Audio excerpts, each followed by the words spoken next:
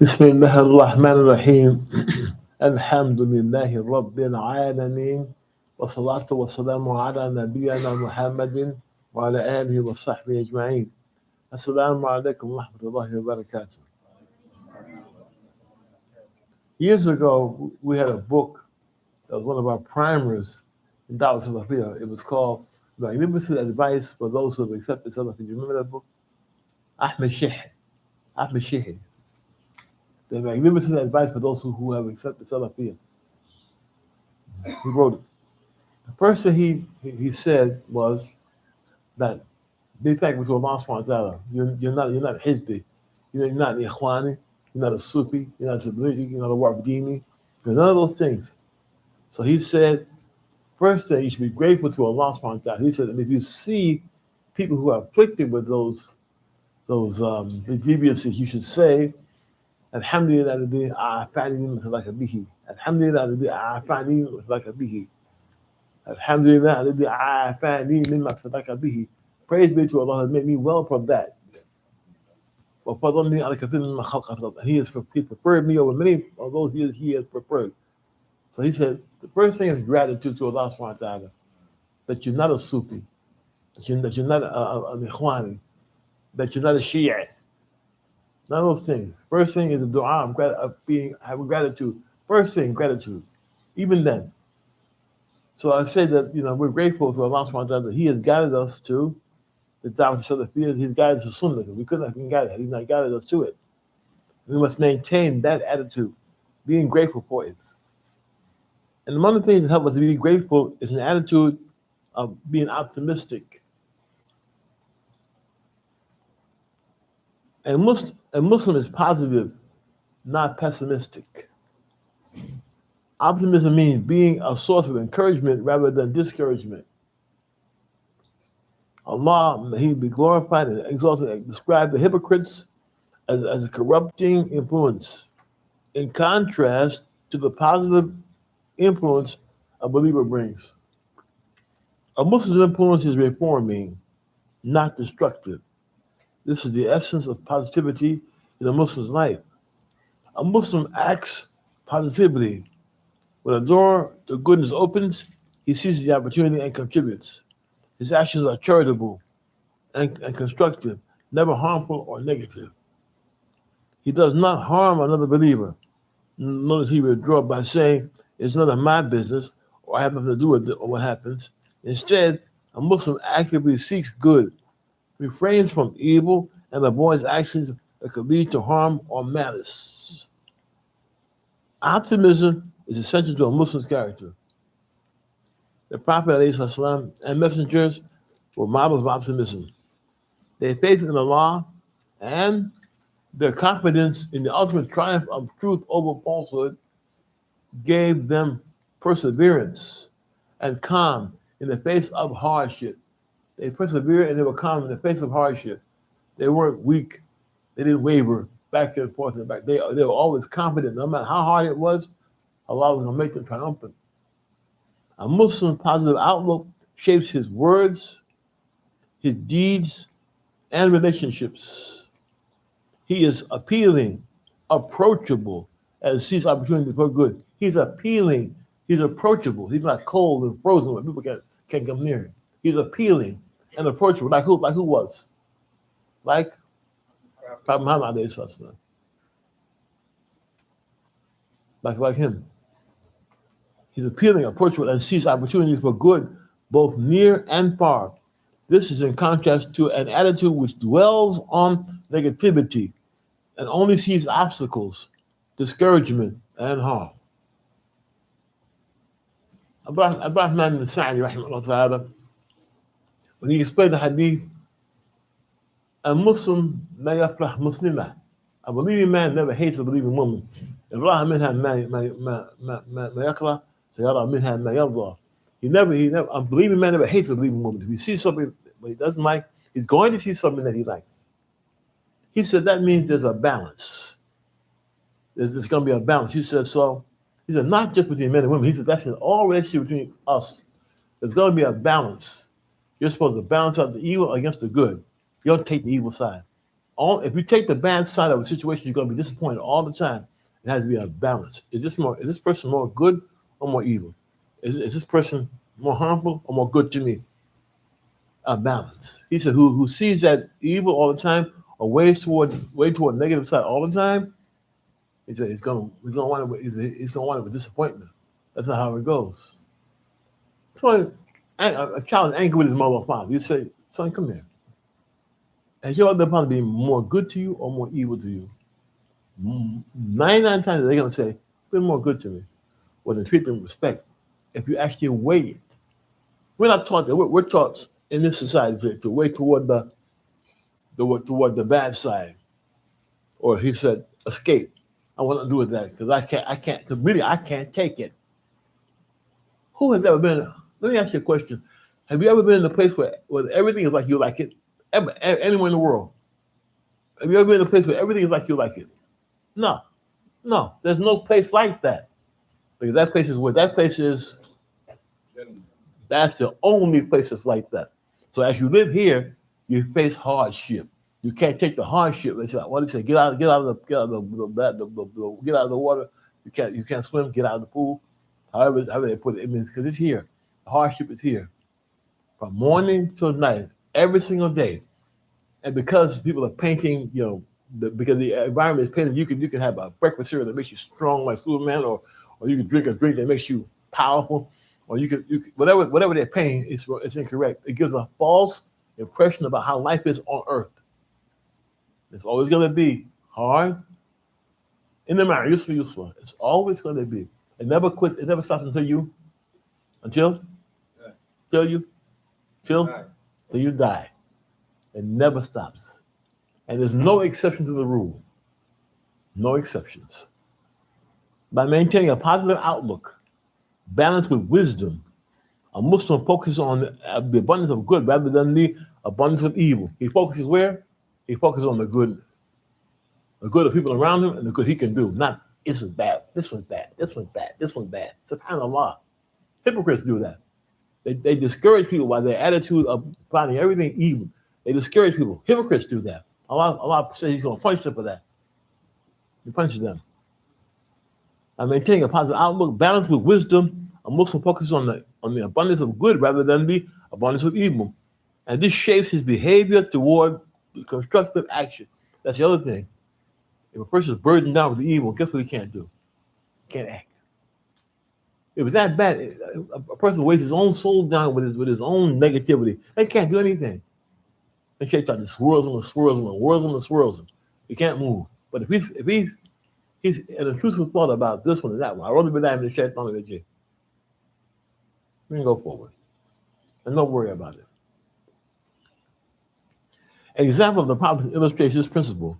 They consistently look toward good. They always look toward the good of something. Look toward what? The good. In things and people. Which inspired self-sacrifice, perseverance, which means? Perseverance means? Huh? You don't quit. You don't quit. You're at it. You're to the grind. You don't quit. Effort, it encourages effort and what is it? Charity. And we have examples of their lives. The Prophet Nuh, peace be upon him, for instance, spent 950 years calling his people away from shirk, maintaining hope and optimism until Allah's command came. What was he doing when his son drowned? What was he doing when his son drowned? What was Nuh doing? And telling his son what? Like, don't come. He's telling him to come until he drowned. He never stopped. He kept on calling him. He never stopped until he drowned. He never ceased calling to Allah despite prolonged hardship. Prolonged hardship. The Prophet Muhammad himself preferred optimism and rejected superstitions or signs of misfortune. He rejected that. He rejected it. Arwa ibn Amir reported, when omens were mentioned in the presence of the Messenger of Allah, he said, the best omen is a good omen. A Muslim should not refrain from anything because of an omen. If he thinks he sees a bad sign, he should refrain. He should say, I quit. Because that thing over there, look at that. I quit. I ain't doing this because look at that, look at that, look at that, look at that over there. That's not the attitude. That's not the attitude. If one of you sees something he dislikes, let him say, "Oh Allah, none brings good except you. None repels evil except you. And there's no might or power except through you." Abu Hurairah reported. And Abu Hurairah called كان النبي عليه الصلاة والسلام يعجبه فعله الحسن ويكره الطيرة. The Prophet used to like good omens and dislike bad ones. Put no, when we say omen, some people mistake the word as being evil. The word fatlu does not mean a suspicious omen. The Prophet explained it as a good word. Kalimatu tayyiba. It refers to optimism and having a good expectation of Allah when hearing something encouraging, without believing that created things independently influence events. This differs from at-tayyira, superstitious, bad omens, which is Islam forbids because it contradicts the reliance upon Allah. Considering the Prophet Muhammad, considering the Messenger of Allah, the seal of the prophets and messengers, how was his work in Mecca? Allah, may he be glorified and exalted, said to him, قُلْ مَا أَسْأَلُكُمْ عَلَيْهِ مِنْ أَجْرٍ وَمَا أَنَا مِنَ الْمُكَلِّفِينَ هُوَ إِلَّا ذِكْرٌ لِلْعَالَمِينَ وَسَتَعْلَمُنَّ نَبَأُ بعد الحين. Say, O Muhammad, no way do I ask you for this Quran, nor am I one of the mukallifun, those who pretend and fabricate things which do not exist. It is this Quran only a reminder for all the Alameen, and you will certainly know the truth after a while.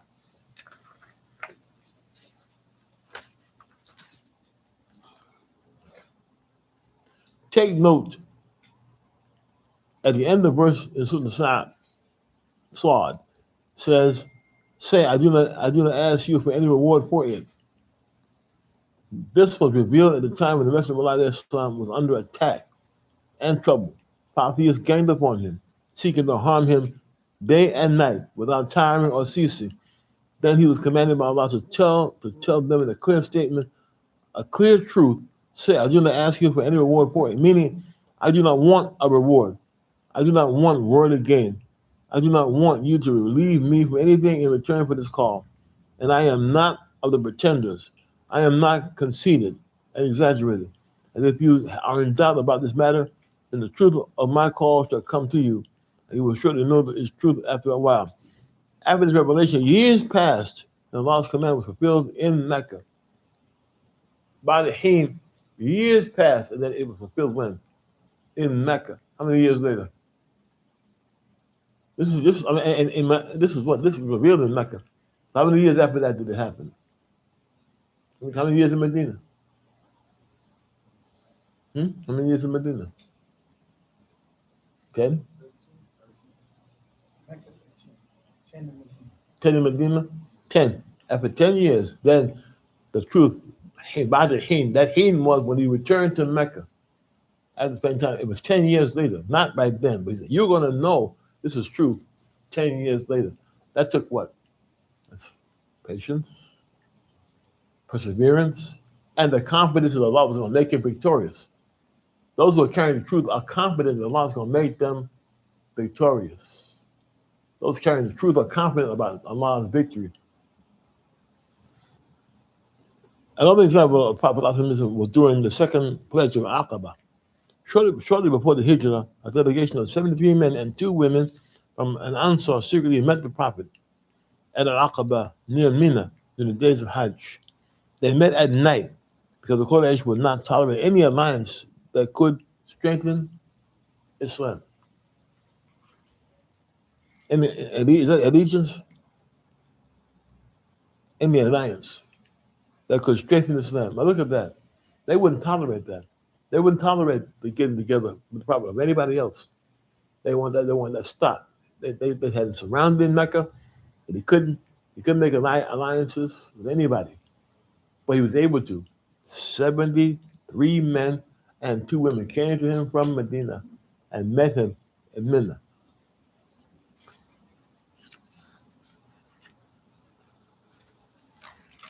After agreeing to the terms of the pledge at Abbas ibn Ubadah ibn Nahda, a man of strength and zeal, stood up and said, وَالَّذِي بَعَثَ بِالْحَقِّ لَئِنْ شِئْتَ لَنُمِيلَنَّ غَدًا عَلَى أَهْلِ مِنَى بِأَسْيَافِنَا. By the one who sent you with truth. If you wish, tomorrow we would attack the people of Mina with our swords. So this man had zeal. He had strength. He said, we could stop these people in Mina right now. We don't have to wait. And the Prophet ﷺ said, "Them ummi that." He said, "I was not commanded for that at this time. That wasn't my command. My command was to attack them." So he did not. Muslim Ahmed, even during the apparent weakness of Prophet ﷺ, exemplified patience and steadfastness. Later events such as the Treaty of Hudaybiyah demonstrated that what appeared to outwardly be unfavorable would by Allah's decree turn into a victory. This teaches that a broad, positive outlook leads to giving, striving, and spreading goodness. A narrow, pessimistic outlook, however, can cause harm to oneself and to others. Time for a word of the day, which I can't spell.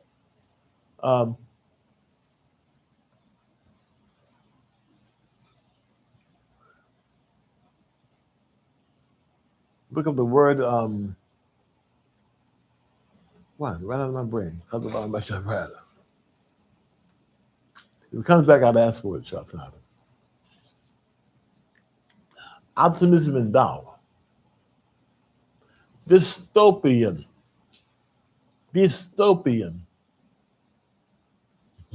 Look at it. You said, I'm not bothered with that.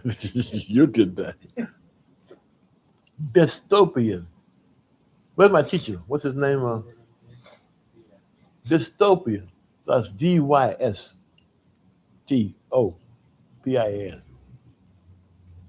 Opposite of utopian. Dystopian. You see? Dystopian? Well, what is it?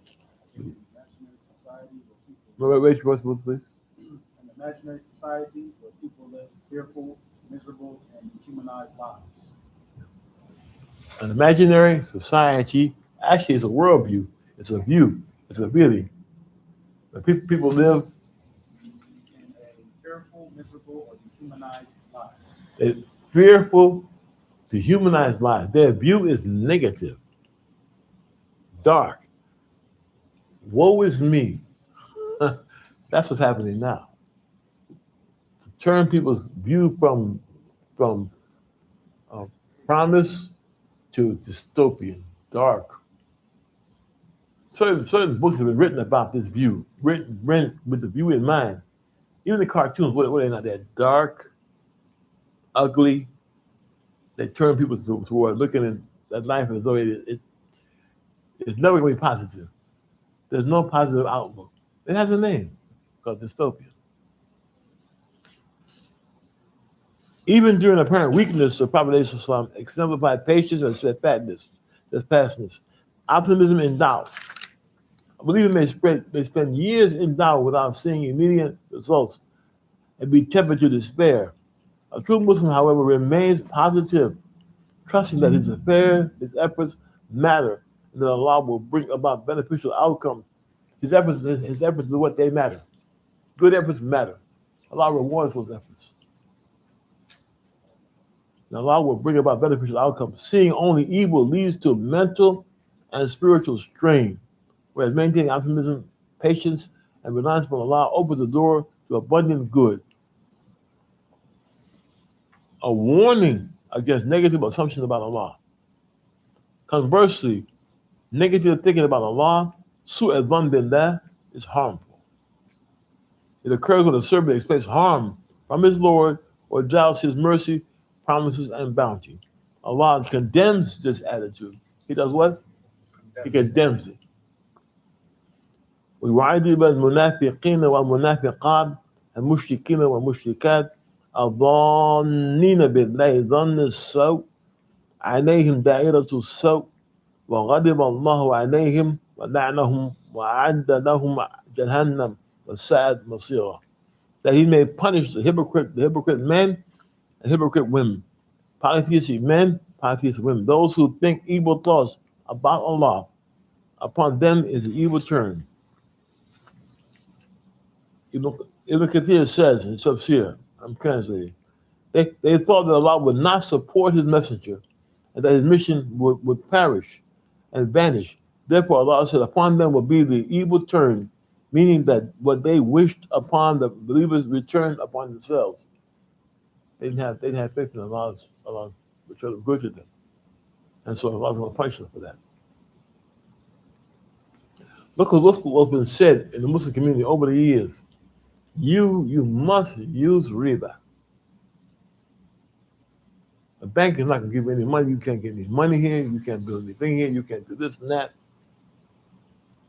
You better bend. You better change the rules. You must do that. That was being said, whispered. You're not getting anything here. It's not going to have to be you. What's wrong? Understand that the powers that be, where they're supposed to be, they are overwhelming. You have no chance. A believer who is accustomed to having good thoughts about Allah secures his worldly and religious goals through hope. How does he secure them? Through hope, certainty in Allah's generosity, certainty in Allah's justice and his mercy. Certainty in that. You came to religion through Shahada? Yes. You did? Okay. Conditional Shahada. You ever heard them? You know them? Yeah. How many are there? Some say 7, some say 9. 9. Yeah, skip right over 8, huh? Look at some of the numerical system. Some say 7, some say 9. What happened to 8? They must have ate it. No. How old have been that? Name me 3 of them, please. Certainty, knowledge, Okay. truthfulness. Okay. But you did say certainty. That's yaqeen. Yaqeen. That's a branch of knowledge. Yaqeen is a branch of knowledge. That's certainty. A person knows. So a believer who is accustomed to having good thoughts about Allah secures his worldly and religious goals through hope, certainty in Allah's generosity, justice, and mercy.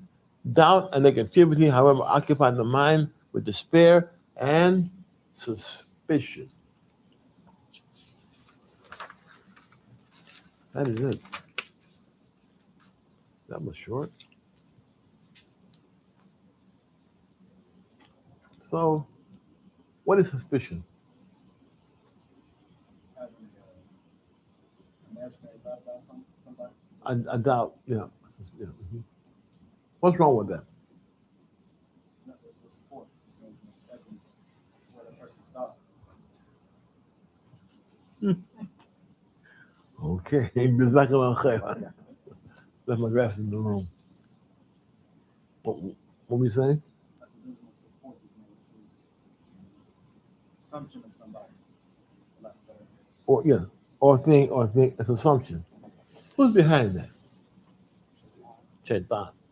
What does he make people think? What does he whisper? That doubt in the sincerity of others. He whispers that. If we can attack that, so-and-so is not sincere. So what's the proof? Allah said that he will not have he will not gain sultan over believers. Shaitan will not gain sultan over believers. Why is that?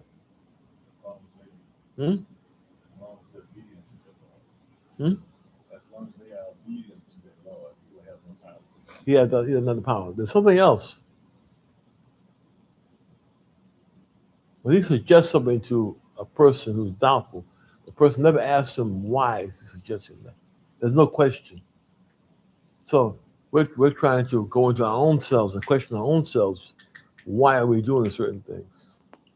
For instance, is the world always going to be crowded? So this jihad is always going to be crowded. Yeah, you'll never find any place in the world doesn't have its jihad. You're doing something, and people are doing it with you. And then, except in what? If you're doing something, peace be there. Allah's wasir and alim. There's room with Him for everybody who wants to serve Him. Everybody. There's no I can't, you can't. There's room for everybody. He will wasir and alim. That other attitude where it's just me. It's never gonna be just me. It's gonna be me and him and him and him and him and him and him and him and him. Just do my part. I'm worried about that. Because there is no world. This world is gonna be crowded. You're doing something, people are doing it. But we got to be careful. You're doing things with people who they are. You have to be careful about that. You can't just do with everybody. You have to understand who the person is. What do you say about close companions? Close companion. Close companions. Amadu ala dini khalili. A person's on the deen of his close friend. He said so one little hadical. So one of you need to look at who his close friend is. You can't just take everybody as buddy. You can't do that. A person who is not a good characteristic of a friend is what? First of all, a person who doesn't know about his religion should not be a close buddy. A fasiq, the person who's has corruption, can't be a close buddy. And why is that? Allah's going to punish that person sooner or later. You don't be standing there when He punches him. You and it too. But it can't be. A person who is, pardon my expression, stupid is not a good friend. But he doesn't understand right from wrong at times. And his mistakes, be that close to him, you don't pay attention, he's ignorant, could harm a person. So he said, look at who that person is. You take it as your close friend. This place is a place of care. You got to take care of yourself here. So the crowd is going to be. And the one to serve Allah, I can serve Him, you can serve Him, brother can serve Him, we all can serve Him, as long as we're serving Him as He wants to be served. It's always going to be us and more, not by myself. So who thinks it's just going to be them doing it? That's a poor expectation. It's a wrong expectation. So this personality is about personality, it's about ideologies also. There's an ideology that are present in this world. Relativism. It's ideology. What is it?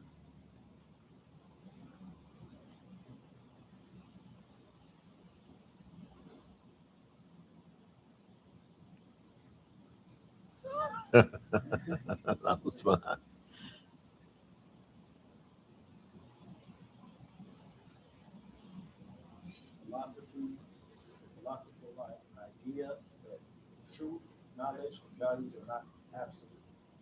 Mm-hmm.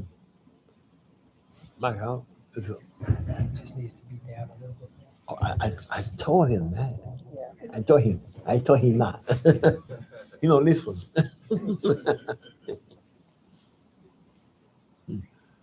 He said it again. Philosophical idea that truth, knowledge, and values are not absolute. Okay. Truth and value of knowledge is not absolute. Anybody can. Is it more about people having their own version of things? You have something different, it's the same. It's just a little more. Yeah, a little more. What is that? The philosophical idea that truth, knowledge, and values are not absolute. Instead, they depend on the person, culture, or situation. There is no single objective standard to judge what is true or right for everyone. Right. That's my truth. It's his truth. It's her truth. It's their truth. They admit it's a philosophy, which means it came from where? Somebody's idea, ideas. Those who hold that the mind is sacred. And there's no kitab. They're denying kitab. They're denying deen. So you can't be sure. You have an idea, I have an idea. It's all good, as they say. What would that lead to? What does it lead to? Corruption. It leads to shirk. It should, yeah. And that's why our ulama fought against what? Philosophy. This is shirk. The person, instead of recognizing Allah's power over everything, they want to say the mind is good. Like what they do with adolescent psychology. Adolescent psychology. What's an adolescent? Yeah, a teenager. This is the big one right now across the world. People have bought that idea about human development. See, we don't allow anybody to tell us how humans are developed except the Kitab and the Sunnah in issues of one, the universe. We take our ideas about the universe from the book and the Sunnah. We don't take it from them. We don't take that from them. Two, about people, who people are. We don't take that from anything but the Kitab and the Sunnah. That's actually via what the universe is, what it's for, who people are, and Muslims from that, and where they're going to go in the future. They're not going to change. They're not going to come back. What do they call that thing? Where you come back as something else. We don't. For instance, reincarnation. The escape is okay. I can be bad now, but my second time around, I'll be good. There's no second time around. This is it. So, adolescent psychology.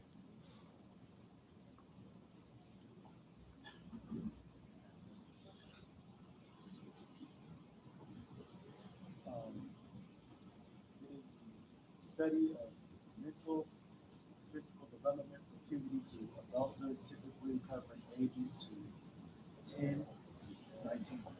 Mm-hmm. It focuses on how teens build identity, gain independence, and process complex emotions, social and brain changes.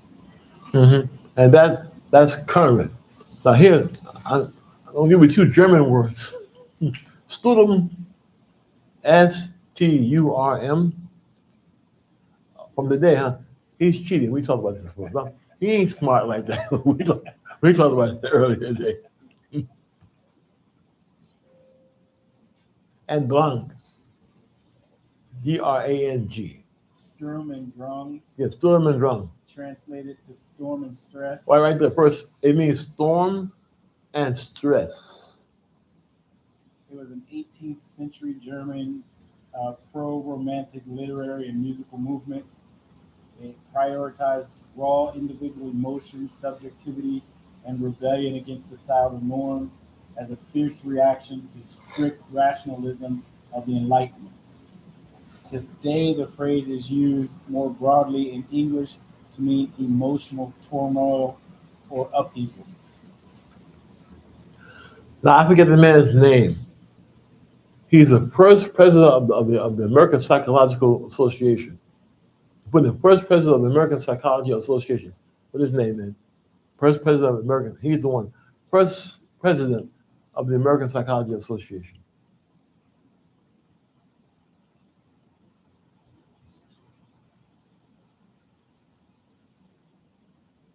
Lester Frank Ward. No, not him.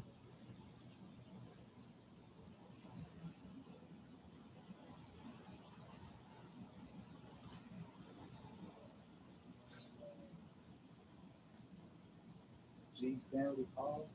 G. Stanley. Paul. That's him. Now, what they did was take what you just read and translate that into a philosophy about who teenagers are. There are people who, at a certain in the young childhood, they're all right. Then they reach a stage where they get rebellious and then they need independence. They can't stand authority, and they grow and grow like animals, and then they go into an animalistic state. And when they reach the magic age of 21 years old, they change into human beings again. They calm down. What did he say? You can put his name in. It says what he says. This became common. So her parents expect that teenagers to be nuts, and they'll grow out of it. The last mufti of Saudi Arabia, Shaykh Abdulaziz, and Shaykh, he said that's nonsense. He said they'll grow into it, not out of it.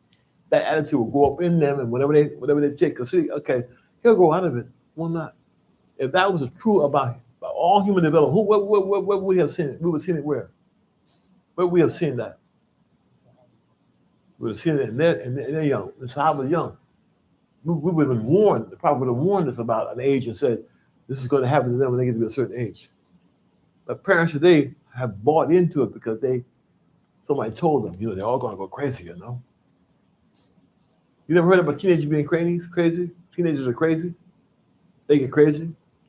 They have to have their own clothes, their own music. They have to have their own room. They have to have their own place. Their shirts, their clothes. Makes them a separate part of society. Nobody can control them. Just let them come. It'll be all right. That's a lie. That's a false. What did Mr. Hall say? And we're buying into this in the Muslim world too. We believe, Good. we Go. believe individual human growth mirrors the evolutionary history of the human species, and that puberty naturally triggers a turbulent phase of emotional highs, lows, and conflict. Well, what triggers it? Puberty. Puberty triggers what? Naturally triggers a turbulent, A turbulent phase of emotional highs, highs, lows, lows, and conflict. and Conflict. who was the conflict with, you think? Who's the senior's first conflict with who? Parents. He makes war in the house. You can't be controlled. The parents expect him to go nuts, so it'll be all right. Just get whatever he wants. You maintain a certain upbringing, and that's what you maintain. What your Prophet says goes, what the Quran says goes into upbringing, that's what you use. You don't let them, you don't cut them free. He'll be all right. No, he won't. No, he won't. And people are buying into this left and right all over the world. That right there. And why? Because we accept the expertise of those who aren't our deen. We accept what they say.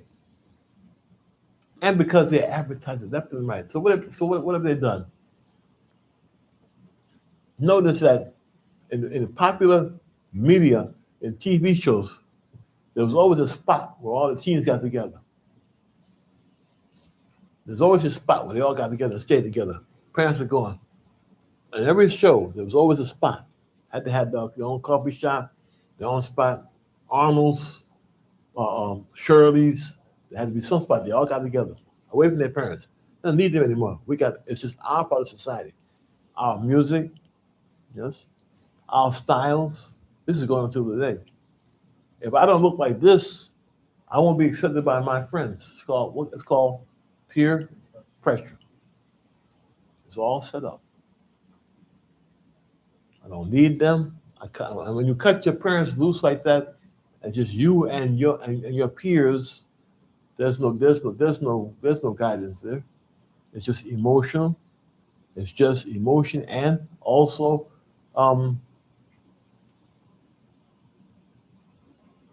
then what we talked about yesterday? There's zulm. We talked about yesterday about human beings having this zulm. There's zulm. There's oppression. They're oppressed. So you raise your child according to what the book says. You raise them like that, with the kitab and the sunnah. You raise them with that. In today's world, with AI, where you can't tell what's real and what's not real, it gets more intense. So you have to have some quiet time. You have to have a quiet, safe space in your house where that doesn't happen. You sit. Shaykh saw that. The Shaykh said, Allah, he said, sit down with your family for 5 minutes a day with the Quran. He said 5 minutes. Nobody's exempt in the house.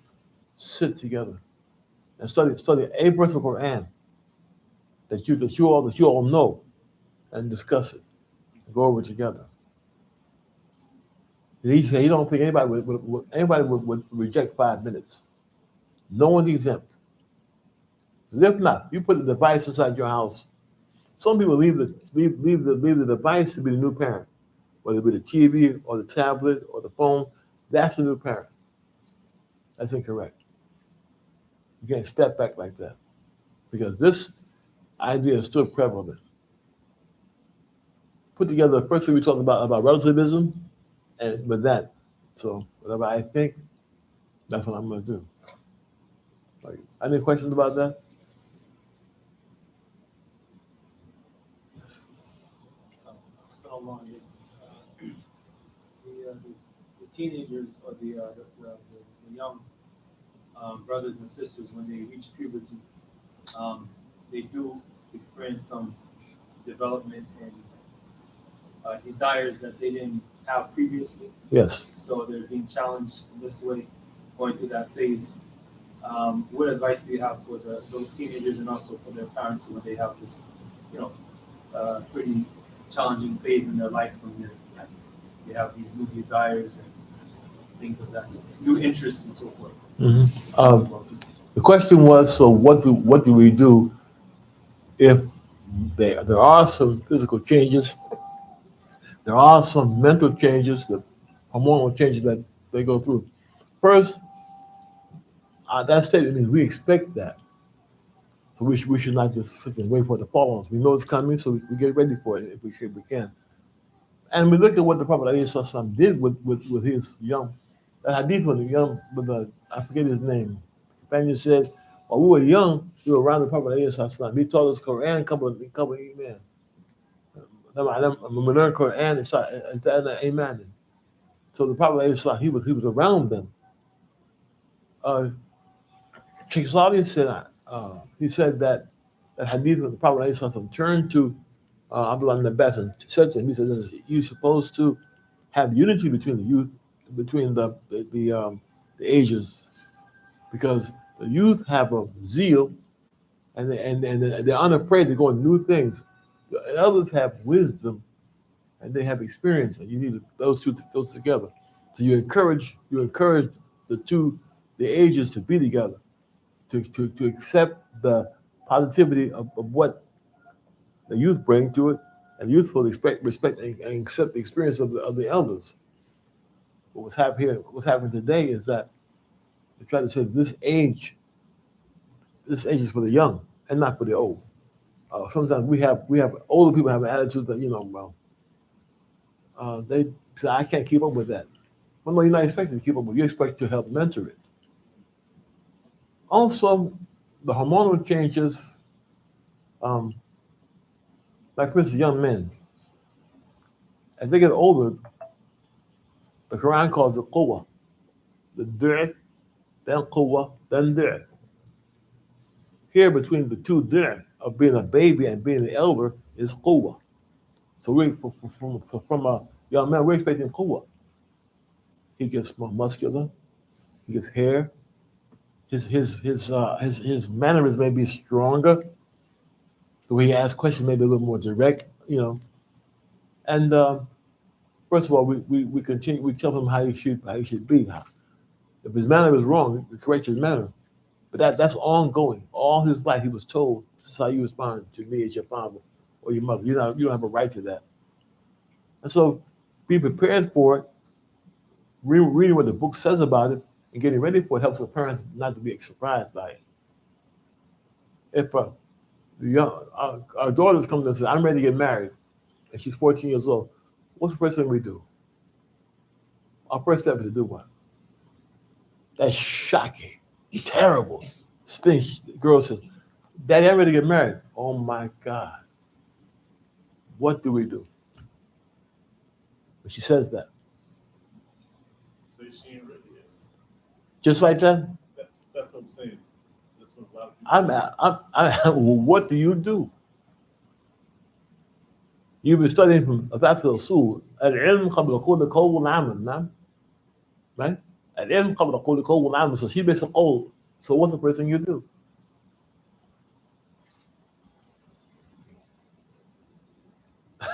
I would try to find out. You're trying to find out. No, we would talk. For me, we would talk to see where is she understanding what she's saying. And you would get her ready for the responsibilities of marriages. That's what you want to get her ready. You don't, we have a saying, I married her all.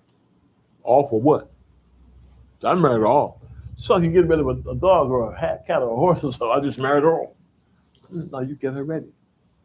Calm down and get ready. Here's what you need until we reach that point. You need these qualities.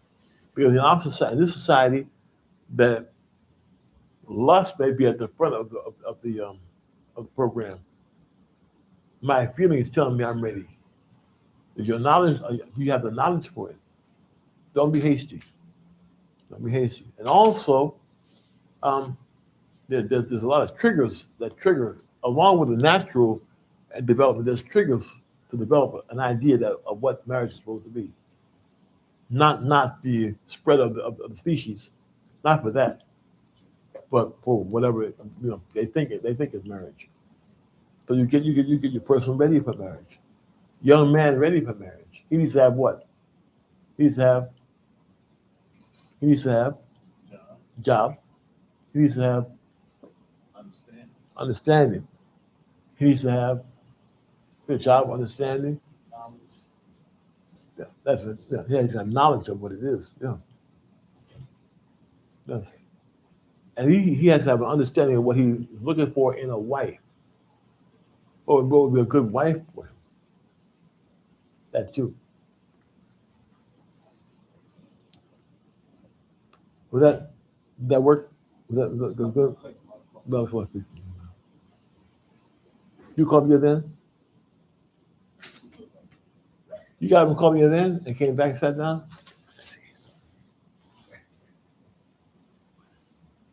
From the other room? I was going to do that. Set up. Y'all weren't supposed to do that.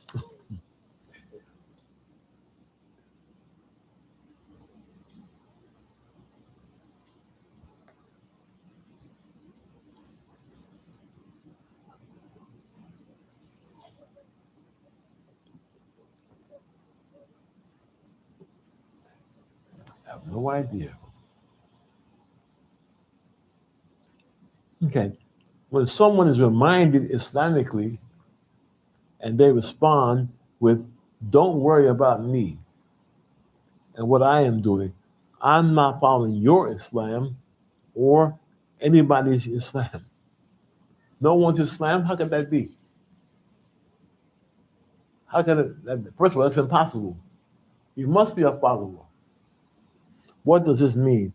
Aqidah-wise, when someone makes this statement, it means they don't understand what Islam is. Islam is submission to the will of Allah subhanahu wa ta'ala. So if someone says he's got his own Islam, that's relative. We just read about it. A person can't have his own Islam, doesn't own Islam.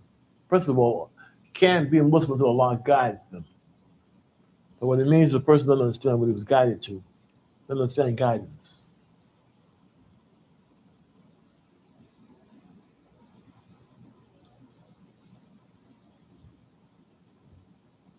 So I think that what they mean is when the person is advised about something and they respond with, don't tell me about the religion. It's your responsibility to advise a person. What is nasiha? What does it literally mean? Anybody else? But literally, what is nasiha? The word nasiha, literally, what does it mean? Literally, linguistic, what does it mean? Nasaha. Let's look again. Advice. You keep saying, I haven't said right. Yeah, you keep saying the same thing. It means advice. I haven't said nothing. Let's try it again. I'll say it again. It means sincerity, purity. So if we're gonna give someone, that part of it is to advise someone. How should you advise someone? Human communication is a skill. It's a skill thing. It isn't just jump up and do it. It's a skill. Privately. Yes. People, the right person, the right time, the right place. And with some knowledge. If a person takes care of those three things, they should have knowledge. The right time, the right person, the right person, the right time, the right place. All these things deal with advising someone or giving a nasiha. First of all, it should be what? Rifq. Rifq. What's that mean? Being gentle. That's the first. Rifq is the first thing. So you said privately. And if the person doesn't accept it, that's not on us. They don't accept it. If you do it the right way, if they accept it, alhamdulillah. If they don't, but those rules apply.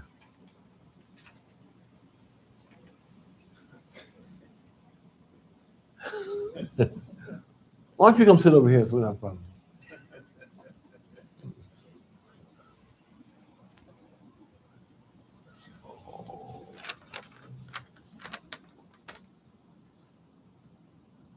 Okay, the question is, what does yaqeen is a branch of knowledge mean? The yaqeen is certainty. It's a knowledge that what you're saying or doing, you're sure by your knowledge, this is the proper thing to do. You don't have doubt. It's the opposite of shak and blame. We don't operate in shak and we don't operate in doubt. We operate in certainty. So to rid oneself of doubt, he or she has knowledge, irrefutable knowledge. It can't be refuted. That rids a person of wisdom of doubt. It's the opposite of doubt.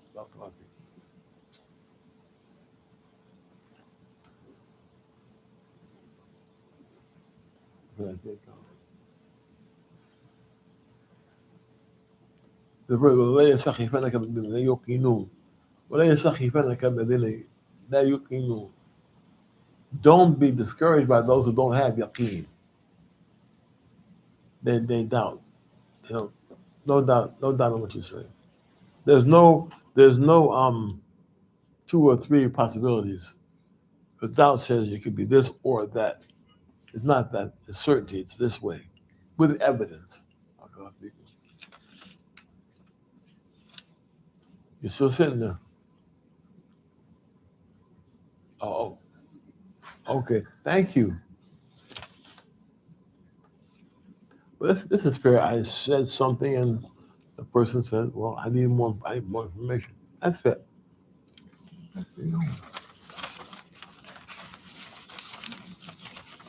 The abandonment calls. I'm going to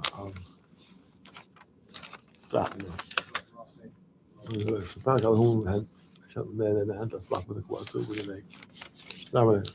you very much for having me, Malcolm. It's been very enjoyable being here.